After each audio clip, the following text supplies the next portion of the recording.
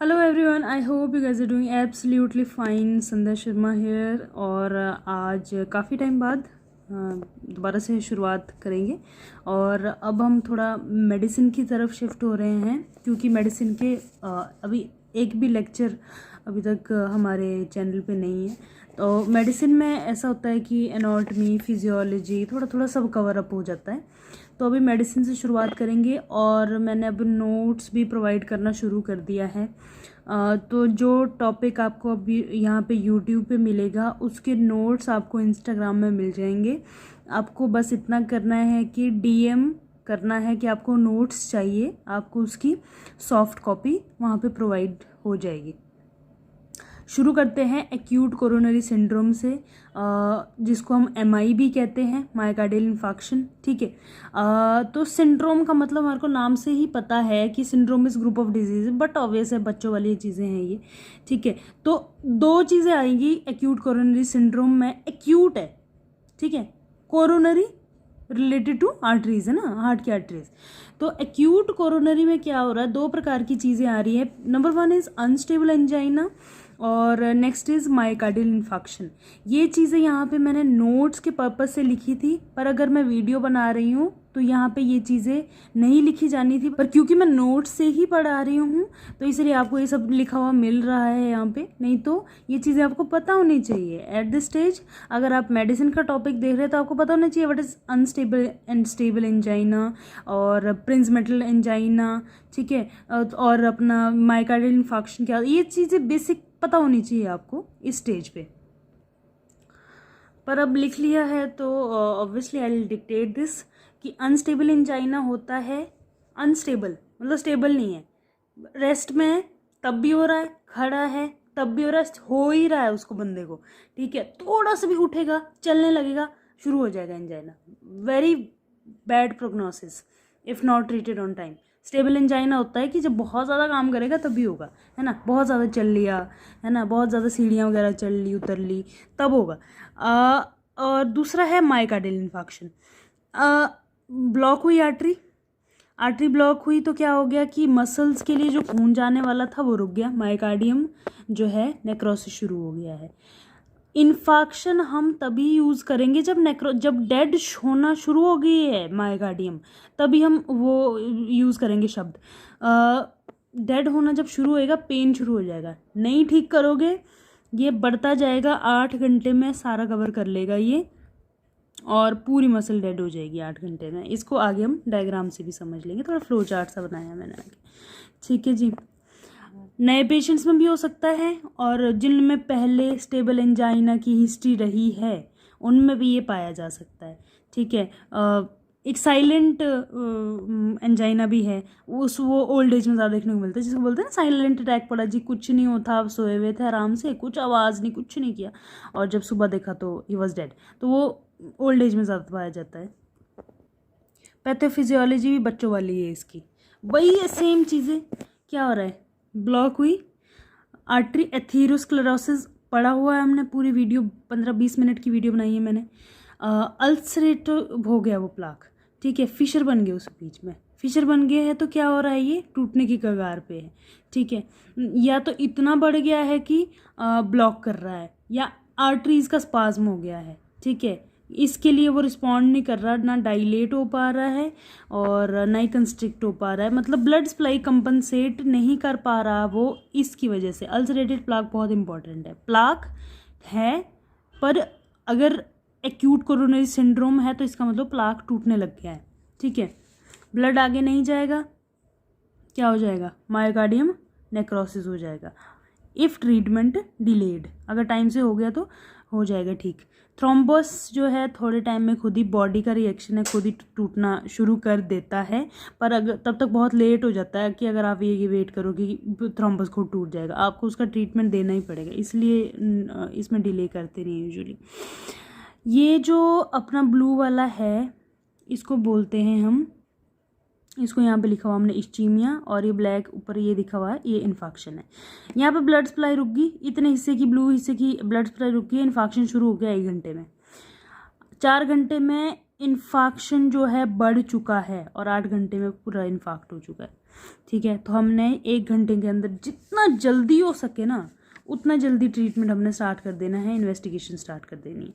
Clinical features की बात करें वही है, छाती में दर्द, गले में दर्द जा रहा है, बाजू में जा रहा है दर्द, पीठ में जा रहा है, ठीक है, जकड़न सी हो रही है, ऐसा लग रहा है कोई बांध रहा है किसी को, डिजिटलिस और कैक्टस वाले सिम्टम आ रहे हैं, ठीक है। नौशिया वॉमिटिंग हो रहा है। नौशिया वॉमिटिंग किस वजह से? वेगस नर्व है वो स्टिमुलेट होगी। वेगस नर्व पता है आपको डायफ्राम में जाती है, वो स्टिमुलेट होगी, नौशिया वॉमिटिंग आ रहा है। सांस लेने में तकलीफ हो रही बंदे को, ठीक है, बंदा बेहोश हो जा रहा है। बेहोश किस वजह से हो रहा है? ब्लॉकेज है, तो ब्लॉकेज में अपना ब्लड को, ब्रेन को ऑक्सीजन नहीं मिल रहा है, ठीक है। और दूसरा बंदा एंग्शियस बहुत हो जाएगा, उसके चेहरे से पता चल जाएगा कि there is something life threatening. Silent वाला मैं पहले बता चुकी हूँ आपको, साइलेंट ओल्ड एज में होता है, ठीक है। ये पीछे हमने बताए थे सिम्टम्स, साइंस क्या होते हैं, ठीक है। ये छोटा, इसमें भी नोट्स में नोट दिया हुआ है कि साइन एंड सिम्टम क्या होता है। ये उन लोगों के लिए है जो नोट्स पढ़ रहे हैं, पर क्योंकि मैं वीडियो बना रही हूँ तो उसमें ये सब बताने की ज़रूरत नहीं मुझे कि आपको पता है कि साइन क्या होता है, सिम्टम क्या होता है। साइन में हमारे को देखने को मिलेगा बंदे को बहुत ज़्यादा स्वेटिंग हो रही है। सिंपैथेटिक पैरासिम्पैथेटिक सिस्टम होते हैं, पता है। अब सिंपैथेटिक नर्वस सिस्टम यहाँ एक्टिवेट होके पसीना ला रहा है, टैकीकार्डिया कर रहा है, बंदा पीला पड़ जा रहा है, ठीक है। वेगस नर्व नौशिया वॉमिटिंग कर रहा था और वेगस नर्व भी ब्रेडिकार्डिया कर दे रहा है, ठीक है। टैकी ब्रेडी क्या होता है वी नो। अब मायोकार्डियम में गड़बड़ है, मायोकार्डियम में हो रहा है दिक्कत, तो उसके से क्या साइंस आएंगे? हमारा जो बीपी है वो कम हो जा रहा है, यूरिनरी आउटपुट कम हो जा रहा है, ठीक है, हाथ पैर ठंडे पड़ जा रहे हैं, पल्स प्रेशर जो है बहुत कम हो जा रहा है, ठीक है, नॉर्मल 40 होता है। जुगुलर वीनस प्रेशर, ये मैं बता देती हूँ, जुगुलर वेन जो है हमारे को नेक में मिलती है, ठीक है, और जुगुलस वीनस प्रेशर पे भी हमने ध्यान देना है कि उसका क्या रेट है, ठीक है। फर्स्ट सेकंड हार्ट साउंड सुनते ही है, थर्ड हार्ट साउंड यहाँ पे आ जाएगी। लंग क्रैप्स मतलब कड़कड़ की आवाज़ आती है जब हम ऑस्कल्टेट करेंगे ना लंग्स को, चेस्ट को, तो वहाँ पे कड़कड़ सी आवाज़ आने लग जाती है, ठीक है, उसको बोलते हैं लंग क्रैप्स, ठीक है जी। कॉम्प्लिकेशंस क्या है? एरिथमियाज, बहुत वास्ट टॉपिक है, पूरा डिटेल में बाद में जाएंगे कभी, पर यही है कि आप उसमें लिख सकते हो कि क्या टाइप है। अगर आपको पता है एरिथमियाज क्या होते हैं तो कितने टाइप के होते हैं, अगर आपने ये सब पढ़ा है तो आप आराम से लिख दोगे कि उसमें साइनस ब्रेडी आ रहा है, एवी ब्लॉक आ रहा है, वी फेब आ रहा है, वी टेक आ रहा है, ए टेक आ रहा है, ए फेब आ रहा है, पर ये यहाँ पे मैं डिस्कस नहीं कर पाऊँगी because it is huge. Recurrent angina, bar bar chest pain हो रहा है, तो इसका मतलब कि बंदा ज़्यादा रिस्क में जा रहा है, ठीक है, ज़्यादा रिस्की है वो बंदा। हार्ट फेलियर हो जा रहा है, हार्ट फेलियर इसकी बहुत इंपॉर्टेंट कॉम्प्लिकेशन है, अगर बहुत ज़्यादा डैमेज हो गया ना तो हार्ट फेलियर हो जाएगा अपना। Pericarditis one of the complications है। ड्रेजलर सिंड्रोम इंपॉर्टेंट है, 2 नंबर में अगर कभी पूछ ले तो। फीवर, पेरिकार्डाइटिस प्लस प्लूरिसी, इसको बोलते हैं ड्रेजलर सिंड्रोम। 2P1F रप्चर, बहुत सारी चीज़ों के रप्चर हो सकते हैं। आगे ब्लॉक हो गया सिस्टम, आगे ब्लॉक हो गया, पीछे जोर डालेगा वो। आगे आर्टरी ब्लॉक है तो पीछे वेंट्रिकल पे जोर डालेगा, वेंट्रिकल फट सकता है, रप्चर हो सकता है। वेंट्रिकल में जो सेप्टम है वो टूट सकता है, पीछे पेपिलरी मसल्स है वॉल में वो टूट सकती है, और नेक्स्ट अगर थ्रोम्बस आपका टूट के एम्बोलाई बन के कहीं और जाके स्टक हो गया। ये मेरा मेन मोटो है इन्वेस्टिगेशन, ये वीडियो बनाने का, क्योंकि पैथोफिजियोलॉजी, अगर आप मेडिसिन में फाइनल ईयर में हो, सब कुछ पता है आपको, एंजाइना क्या है, क्या क्या एमआई है, सिम्टम साइन सब पता है। सबसे मेन ये है अपना ये वाला पोर्शन। हमने जैसे ही चेस्ट पेन के साथ बंदा आता है ना, एक्यूट चेस्ट पेन के साथ, और यह हिस्ट्री लेके आता है कि मेरे को पहले भी दर्द रहता था पर अब ज़्यादा बढ़ गया है, रेस्ट में भी होने लग गया है, द फर्स्ट मेन इन्वेस्टिगेशन अगर बंदा हालत में है करवाने के, ईसीजी करवाना ही है हमने उसका। ईसीजी में हमारे को चेंजेस देखने को मिलेंगे। एक नॉर्मल ईसीजी आपको पता होना चाहिए कैसा दिखता है, ठीक है, और ये अपना क्या क्या चेंजेस आएंगे वो मैं बता रही हूँ आपको।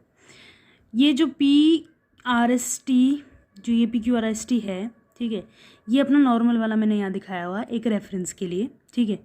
यहाँ पे नॉर्मल में क्यू वेव भी नहीं है, ठीक है, और अपना एस तो होगा, एस तो होगा थोड़ा बहुत, ठीक है, पर अपना क्यू वेव नहीं है यहाँ पे।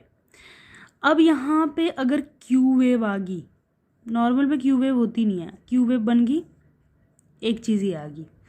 दूसरा है ये जो एस और टी है, एस और टी इस सेगमेंट का एलिवेशन या डिप्रेशन हो सकता है। हार्ट में जब कोई दिक्कत हो इसका एलिवेशन या डिप्रेशन हो सकता है। यहाँ पे इसका एलिवेशन दिखाया हुआ है, ये देखो, ये पी है, यहाँ पे क्यू बन गया और ये आर वेव जा रहा था ऊपर, और यहाँ पे एस जो नीचे आना था, यहाँ पे एस बनना था, पर ये एस देखो ऊपर चला गया, तो ये एस और टी का क्या हो गया, एलिवेशन, ठीक है। ये एस टी एलिवेशन ऑक्लूजन में पाया जाता है, ये कि आर्टरी में ऑक्लूजन हो गया तो उसमें। और सबसे मेन ही है T wave inversion. S T changes M I में बहुत इम्पॉर्टेंट है। दूसरा है ये कि आर वेव लॉस हो गया, वो भी है एक वन ऑफ द इसका साइंस ईसीजी में कि लॉस ऑफ आर वेव, ठीक है। अब ये आपको देखने वाली चीज़ें हैं, याद रखने वाली चीज़ें हैं, पर देख देख के आपको ये चीज़ें पता चल जाएगी। अब बिल्कुल जो रट्टा मारने वाली चीज़ें वो भी बता देती हूँ। एम आई एंटीरियोसेप्टल का है, एंटीरियोलेटरल का है, इन्फीरियर वॉल का है। दो टाइप के मेन है, एंटीरियर वॉल एम आई, इन्फीरियर वॉल एम आई। एंटीरियर वॉल में भी दो टाइप है, एंटीरियोसेप्टल और एंटीरियोलेटरल, ठीक है। तो इतना मोटा मोटी याद रखो कि एंटीरियर वॉल मतलब V1 to V6 AVL and lead 1। अगर ये सेप्टल और लेटरल नहीं याद रहता, पूरा याद रख लो। V1 to V6 जो लीड्स हैं, ईसीजी में देखा होगा आपने, ईसीजी में ऐसा होता है 1 2 3, लीड 1 2 3, फिर आता है AVL AVF और सब, ठीक है। उसके बाद आता है V1 to V6, V1 2 3 4 5 6। अगर मेरे पास ईसीजी पड़ा होगा मैं अटैच कर लूँगी साथ में, MI का भी अटैच कर लूँगी, नॉर्मल भी अटैच कर लूँगी, ठीक है। उसके बाद AVRLF, ये तीन होते हैं, ठीक है। अब इन्फीरियर वॉल एम आई आपने याद रखना है। फर्स्ट तो चला गया इंटीरियर में, फिर लीड 2 और 3 आ गया इन्फीरियर में विद AVL, ठीक है। ये आता है इन्फीरियर वॉल एम आई। ये मेरा मेन मोटो था कि आपको थोड़ा मोटा मोटी पता चल जाए। ईसीजी वैसे बहुत वाइड है, पर आपको थोड़ा पता होना चाहिए अगर ये चेंजेस आपको पाए गए, ठीक है। ST देखना ही है हमने, बहुत इंपॉर्टेंट ST। नेक्स्ट आता है बहुत इंपॉर्टेंट चीज़, ये भी देखते हैं हम कि बंदा उतना सीवियर नहीं है, ठीक है, तो ट्रॉप टी टेस्ट करा लो। कार्डियक बायोमार्कर्स जिनको कहते हैं। ट्रोपोनिन जो है हमारा, जब मायोकार्डियम में डैमेज होता है ना तो ट्रोपोनिन रिलीज़ करता है वो। तो अगर हमने देखना है कि मायोकार्डियल डैमेज्ड है तो हमने क्या करना है, उसको ट्रोपोनिन का टेस्ट कराना है। ट्रोपोनिन दो टाइप का होता है, टी और आई। मैं जब क्लिनिक में गई थी वहाँ पे हर बंदे को ट्रॉप टी करवाया जाता है। आई थोड़ा कॉस्टली भी और शायद हर जगह अवेलेबल भी नहीं होता, ठीक है, तो ट्रॉप टी करवाया जाता है उसका। नेक्स्ट हमने जो देखना है वो ESR है और CRP है। ये इन्फेक्शन के मार्कर्स होते हैं, ये दोनों रेज्ड रहेंगे। इन्फेक्शन का मतलब है कि अपने जो इम्यूनिटी वाले सेल्स है ना वो बढ़ जाएंगे इसमें, मैक्रोफेजेस वगैरह, ठीक है। एक्सरे कराना है। एक्सरे में कई बार कार्डियोमेगैली देखने को मिल जाती है। पल्मोनरी एडीमा भी एक्सरे में अगर हुआ तो पता चल जाएगा, ठीक है। इको हमने क्या करना है, कॉम्प्लिकेशंस के लिए करवाते हैं इको को, ठीक है। फर्स्ट लाइन नहीं है, पर इको को हम कॉम्प्लिकेशंस के लिए कराते हैं।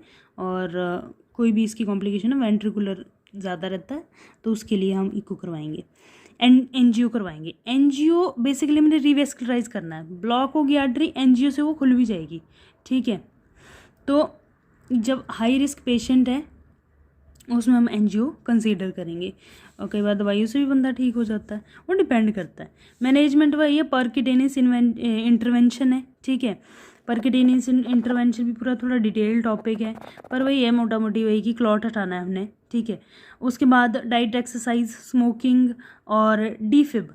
डीफिब क्या है, जब आपको हार्ट अटैक आता है ना, वैसे बताती हूँ, आपने देखा होगा कोई अगर मूवीज़ देखी होगी तो हार्ट अटैक आया और साउथ इंडियन एक मूवी है उसमें वो डॉक्टर है और वो एयरपोर्ट पे है और वो डिफिब्रिलेटर मंगवाता है कि मुझे डिफिब्रिलेटर चाहिए।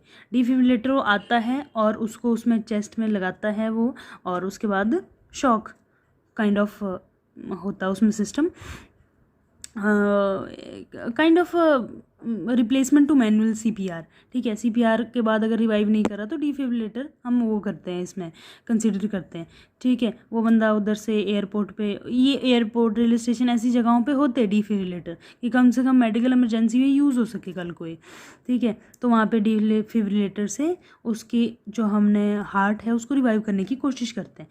तो हमने वो डिफिब्रिलेटर वैसा ही एक छोटा वर्जन उसका हमने इम्प्लांट कर देना है। हमारे को इसकी मेडिसिन पता है, वही डिजिटलिस है, कैक्टस है, नाजा है, ये सब यहाँ पे इसकी मेन दवाइयाँ हैं। बाकी जैसे दर्द है उस हिसाब से हम देंगे, ठीक है। थेरेपेटिक बहुत ही आसान है इसका, ठीक है। तो आपको आई होप समझ आया होगा। अगर आपको ईसीजी पे और वीडियोस चाहिए तो और भी मिल जाएंगी। बाकी हम नेक्स्ट टॉपिक पे अगली बार मिलेंगे, और मैं कोशिश करूँगी कि अब थोड़ा फ्रीक्वेंटली वीडियोस डाला करूँ। Do follow me on Instagram for the updates. Notes लेने हैं तो इंस्टाग्राम पे मैसेज कर दो, ठीक है। मैंने PDF बनाया हुआ है, वैसे सेंड कर दूँगी। Thank you so much for watching. Bye bye for now. We'll see you in the next one. Bye.